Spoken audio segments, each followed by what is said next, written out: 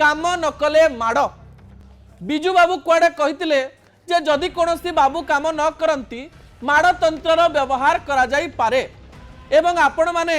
ओडिशा इतिहास रो अनेक गुड़िए कहानी शुणिथिबे जो कहानी रे कहा जाए जे जो माने मंत्री थिले बाबू थिले जड़े बाबूंको ऊपर नेता रागी जाए हाथ उठे देइथिले तापरे आसी किछि मंत्री तांकु प्रशंसा करुथिले। किंतु ए कथा को टिकिए आपण आपणक जीवन रे